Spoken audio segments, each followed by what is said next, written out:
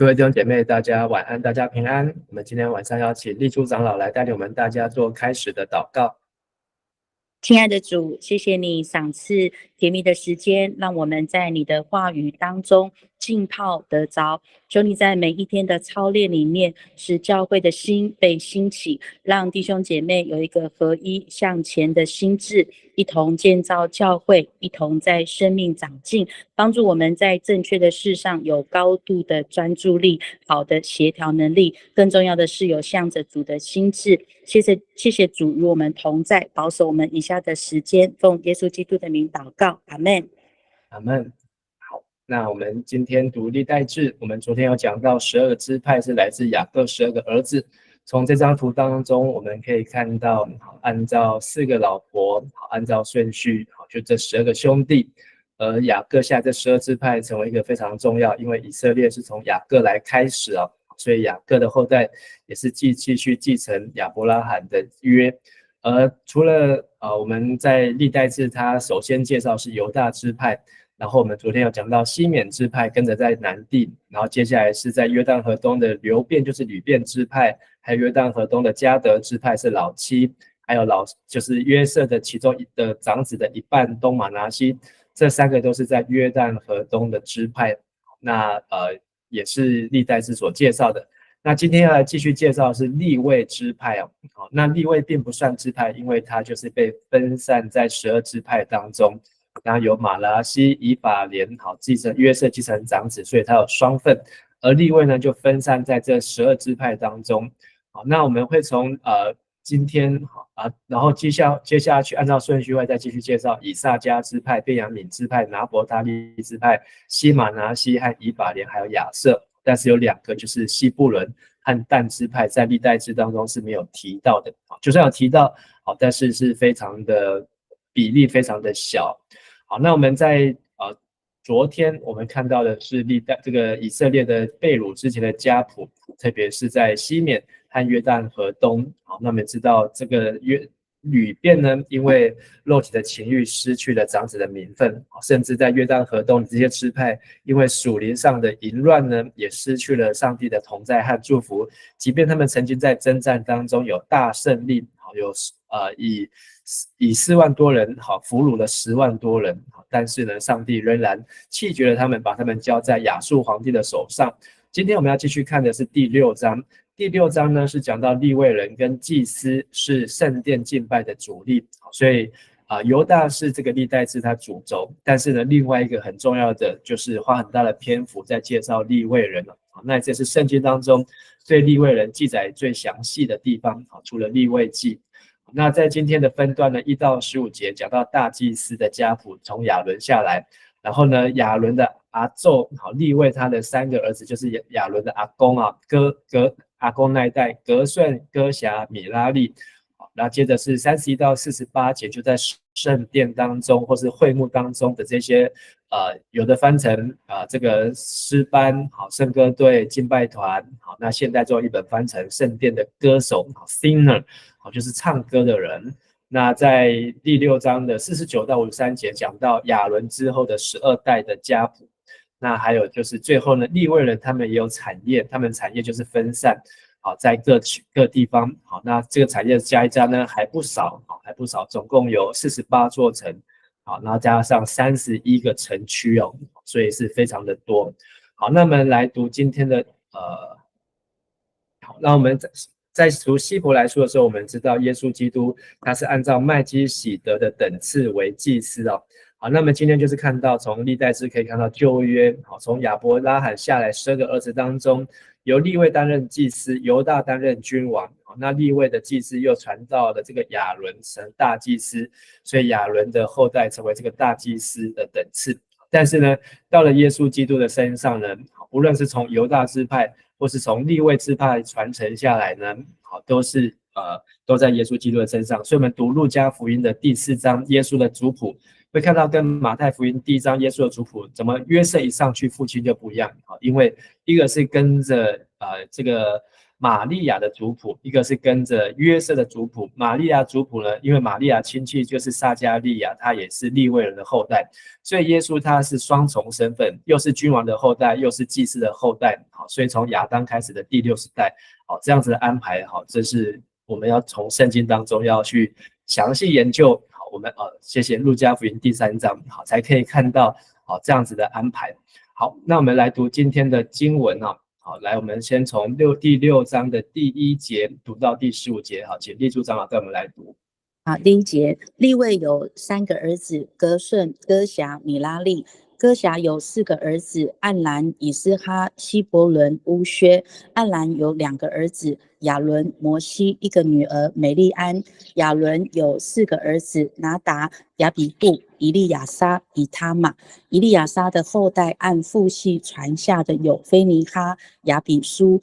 布基、乌西、希拉西亚、米拉约、亚玛利亚、亚西都、撒都、亚西马斯、亚撒利亚、约哈南。亚撒利亚就是在所罗门王所造耶路撒冷圣殿任职的那人。亚玛利亚、亚西都、撒都、沙龙、希勒加、亚撒利亚、希莱亚、约沙达，在上主借着尼布甲尼撒王俘虏了犹大和耶路撒冷人民的时候，约沙达也被掳去。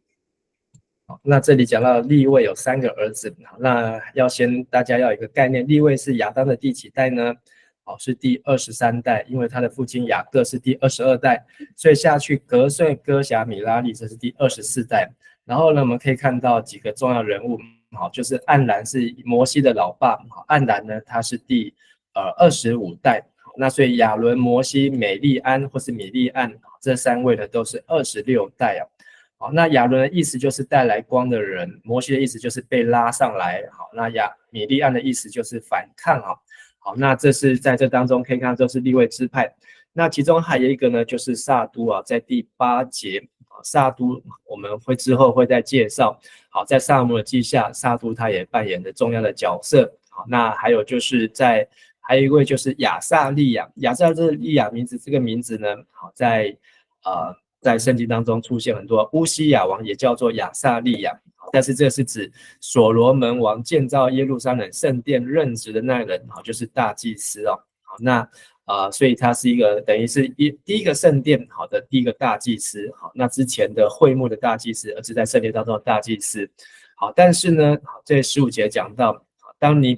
在南国背面，就是尼布甲尼撒王俘虏了犹大耶路撒冷的时候呢，约沙达来到他的时候，如果我们算下去，约沙达是第48代，如果从亚当算下来，所以从利未23代呢传到第48代，这个大祭司的传承已经传承了20几代。好，我们接着再来读第16节到30节，利未还有其他的后代。16节，利未有3个儿子，革顺、哥辖、米拉利，他们每人都有儿子。革顺有利尼和示美，哥辖有暗兰、以斯哈、希伯伦、乌薛，米拉利有抹利和母示。革顺的后代按父系传下的有利尼、亚哈、辛玛、约雅、益多、谢拉、耶特赖。哥辖的后代按父系传下的有亚米拿达、可拉、亚西、以利加拿、以比亚撒、亚西、他哈、乌列、乌西亚、扫罗。以利加拿有2个儿子，亚玛赛和亚西摩。亚西摩的后代按父系传下的有以利加拿、索菲、拿哈、以利亚、耶罗汉。以利加拿。撒母耳有2个儿子，长子约尔，次子亚比亚。米拉利的后代按父系传下的有摩利、利尼、示美、乌撒、示尼亚、哈基亚、亚帅亚。好，谢谢。刚才上一段介绍是中间的哥辖的后代，从这个亚伦开始成为大祭司。那接下来呢，介绍的是革顺和米拉利的后代。好，那其中呢，让我们看到几个熟悉的名字，就是可拉哦。好，在这个可拉是在第22节。好，这个可拉呢，就是可拉党，就是在这个出埃及的时候，被地吞，就是他们起来跟摩西抵抗。反抗，说他们也是利未的后代，为什么他们不能像摩西一样？结果上帝就让他们分2边，就跟可拉站在一边的通通被吞下去，而且地还合起来。可是呢，在可拉的后代当中，并没有全部被吞吃掉，好，出现一个很重要的人物，好，就是萨姆尔，好，所以在这个米拉利的后代呢，有可拉党，好，但是可拉党当中的后代呢，好，还有出现很重要的士师萨姆尔，好，所以萨姆尔他又是士师，他又是利未人，那他虽然不是这个大祭司，好，在亚伦的后代，但是他也是利未人当中非常重要，好，所以萨姆尔是一个很重要的典范啊。好，那所以在这里提到了这个萨姆尔是来到了第34代哦，好，是亚当的第34代。那所以在这边我们可以看到还有后面一个乌撒，乌撒这里叫乌撒，乌撒我们知道就是当大卫要迎接约柜进耶路撒冷的时候呢，好，伸手去扶的那位乌撒，因为他也是利未人，所以他有资格就是要去来扛运约柜，好，但是呢他却没有知道规矩，所以在撒母耳记下的第6章，就是伸手去扶的那个乌撒，好，他也是米拉利，也是撒母耳的后代，好，那但是呢他就被上帝击杀，乌撒是在第28代，好，是亚当第28代，好，但是呢虽然是代数啊，但是传承是跟着犹大来走，好，我们接着来看，好，关于这个歌辖，好，歌辖的子孙当中，他们所扮演重要的职务啊，就是做圣殿的歌手。好，接着再从31节读到48节。31节，约柜迁到耶路撒冷以后，大卫王派人在上主的殿中负责音乐的事。在所罗门王没有建造圣殿那段期间，他们在上主的圣幕轮流任职，担任这项音乐职务的圣殿歌手的家谱如下：歌辖宗族有希曼，希曼是第一班的领袖，是约珥的儿子。他的家谱往上推是希曼、约珥、撒母耳、以利加拿、耶罗汉、以列、陀雅、舒佛、以利加拿、马哈、亚玛塞、以利加拿、约珥、亚撒利亚、西班牙、他哈、雅西、以比亚撒、可拉、以斯哈、歌辖、利位、雅各。亚萨是第2班的领袖，他的家谱往上推是亚萨、比利加、示米亚、米迦勒、巴西亚、马基亚、以特尼、谢拉、亚大雅、以探、辛马、士美、亚哈、格顺、利位。米拉利宗族的以探是第3班的领袖，他的家谱往上推是以探、基士、亚伯底、马路、哈沙比亚、亚玛谢、希勒加、暗西、巴尼、沙麦、莫利、姆士、米拉利、利位。他们的族弟兄利未人被派在圣幕上主的殿中担任其他各项职务。好，31节提到约柜迁到耶路撒冷，所以这件事情发生在撒母耳记下的第6章。好，那也是圣殿安置好之后，硬体完成，接下来是软体。软体就是负责音乐的事哦，就是负责管理歌唱的侍奉。好，那这些公职人呢，第一个被介绍的就是歌辖宗族的希曼哦。希曼又是第1班的领袖。好，那希曼呢，在诗篇当中有他的诗，好，在诗篇的88篇。希曼是谁呢？前面已经读到，他就是撒母耳的孙子哦。希曼，好，他是撒母耳的孙子。我们知道撒母耳有2个儿子，这2个儿子呢都是接受贿赂，所以上帝弃绝他们。可是呢，撒母耳的孙子呢，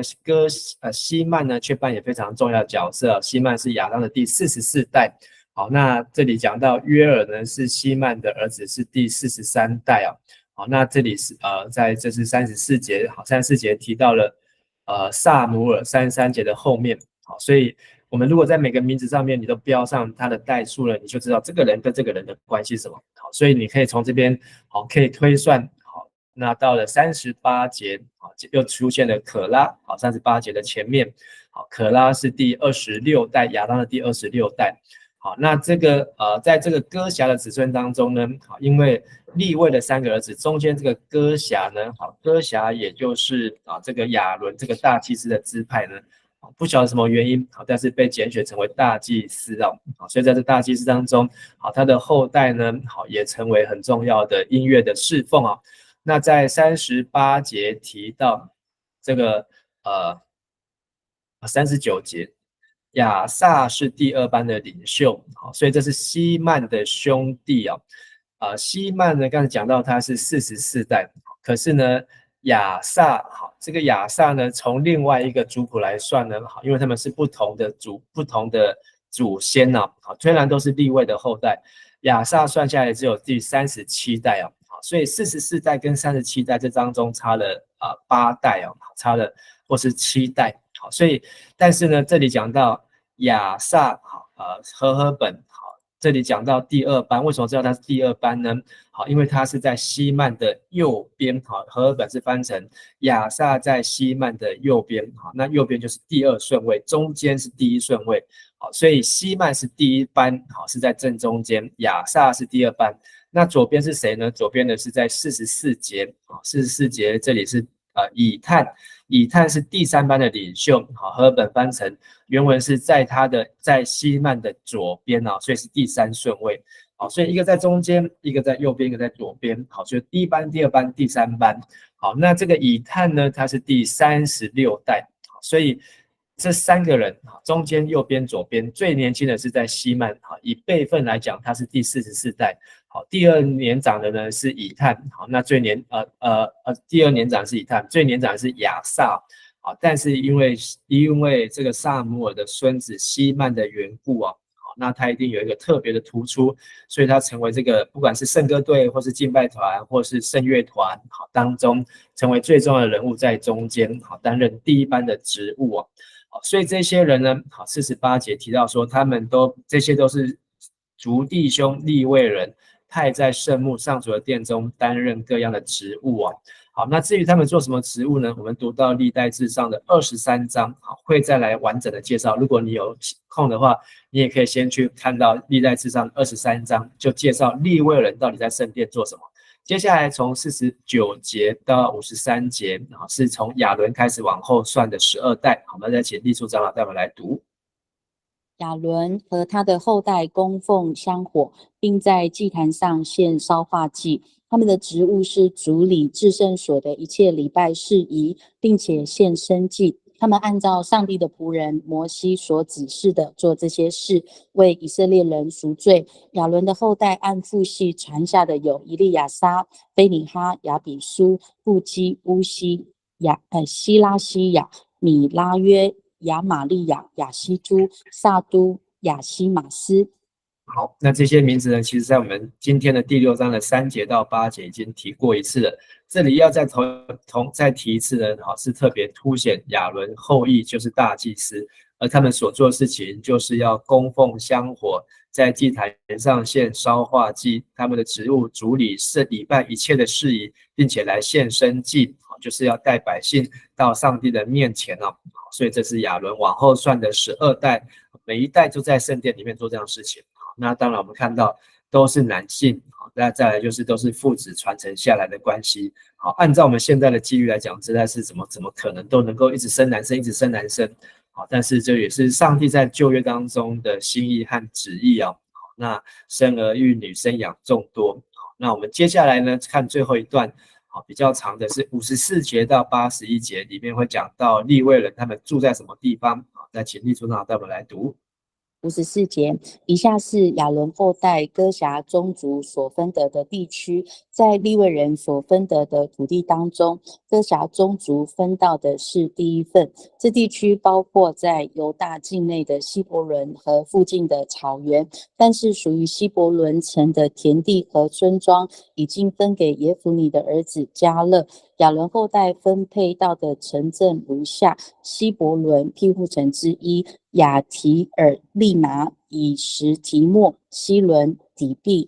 亚山、伯示麦，以及这些城附近的草原。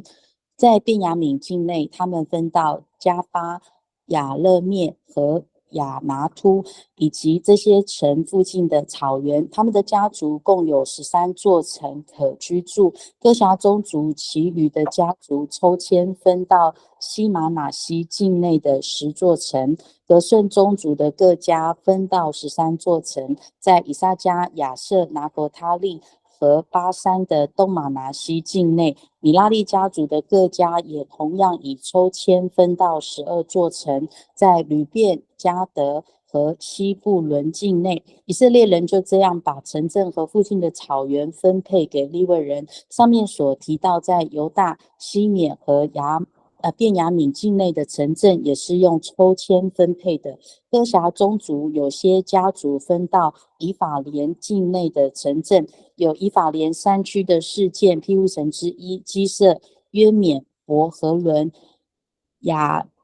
伦和加特临门，以及附近的草原。在西马拿西境内，他们得到雅乃和比连2座城，以及附近的草原。格孙宗族各家分到以下各城镇以及附近的草原。在东马拿西境内有巴山的戈兰和雅斯他路，在以萨迦境内有基底斯、大比拉莫和雅年。在亚瑟境内有玛沙、亚顿、户哥和利和。在拿佛他利境内有加利利的基底斯、哈门和基列亭。米拉利宗族各家分到以下各城镇以及附近的草原。在西布伦境内有林摩挪和他伯。在吕遍境内，约旦河东岸过了耶利哥的那边有高原上的比西以及雅杂、基底莫和米法亚。在加德境内有基列的拉莫、马哈念、西什本和亚谢。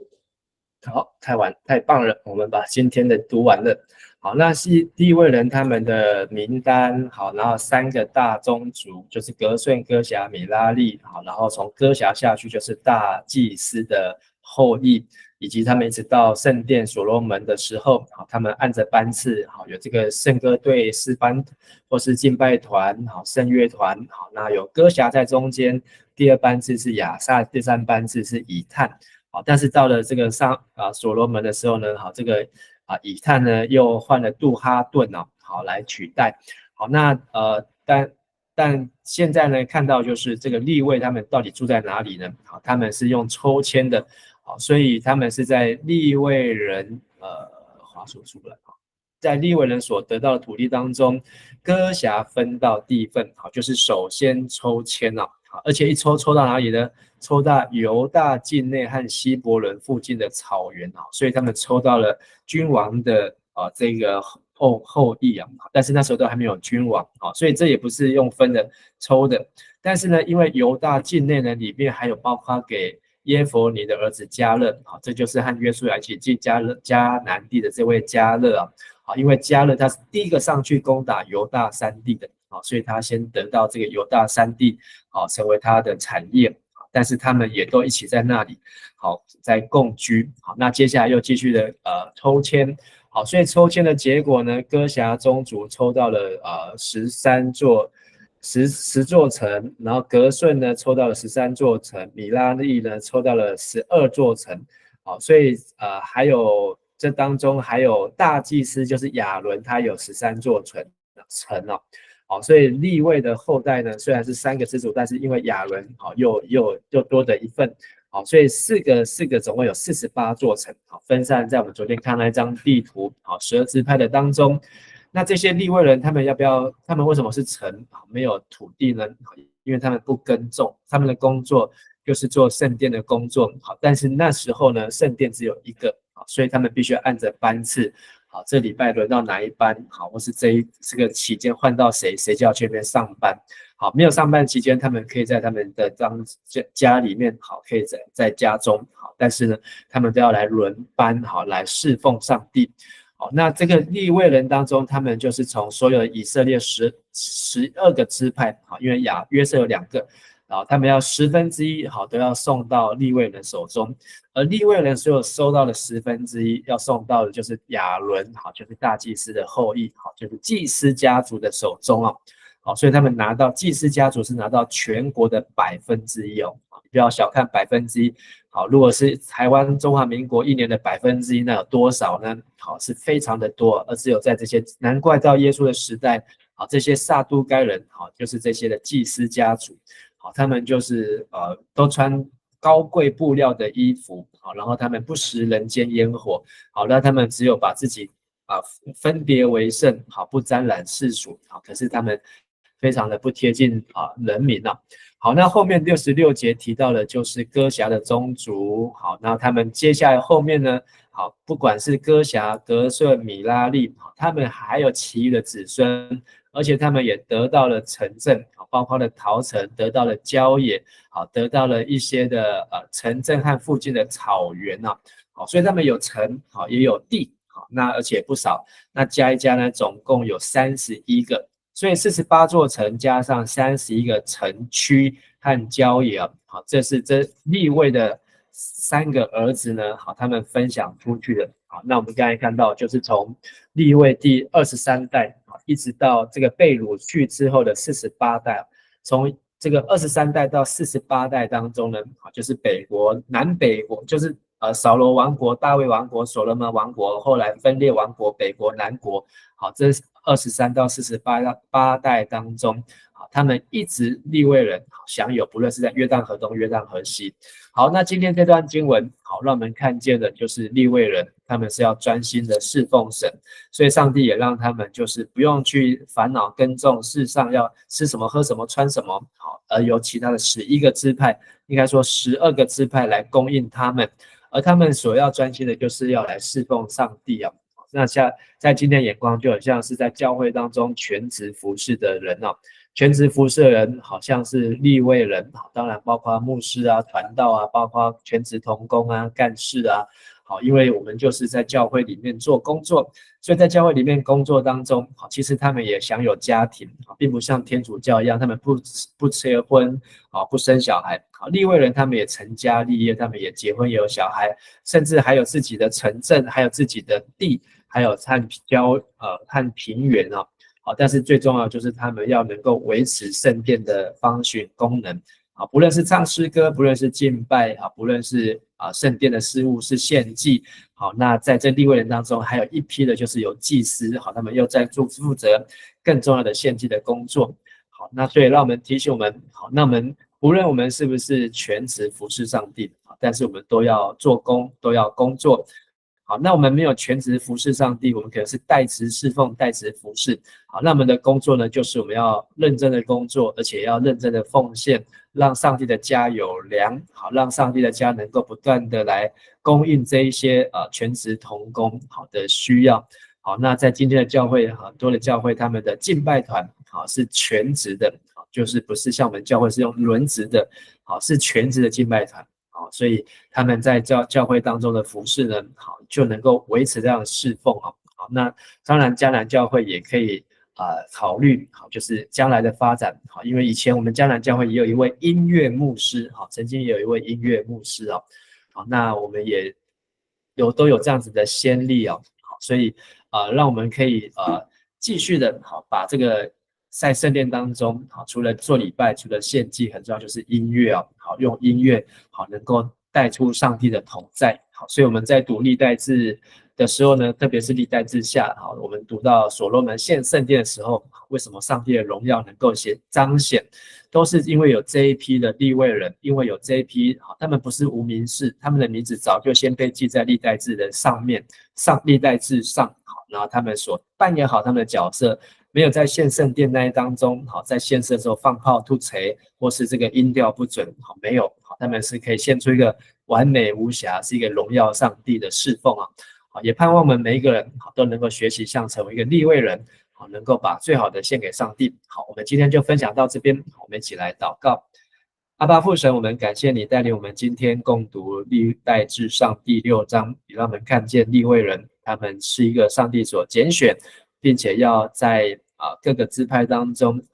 带领百姓一起来敬拜上帝。也感谢你让我们有代职的同工，有全职的同工，在我们的生活当中服侍我们，陪伴我们，带领我们能够一起来敬拜上帝，也让我们能够在各样的敬拜侍奉的工作当中做得尽善尽美，能够在每一次的聚会、每一次的礼拜、每一次的小组、每一次的聚集，都能够经历上帝的荣耀，看见上帝的荣耀彰显。我们这样祷告祈求，都是奉靠主耶稣基督的名求，阿们。感谢大家，大家平安，晚安。谢谢牧师，谢谢牧师，谢谢牧师。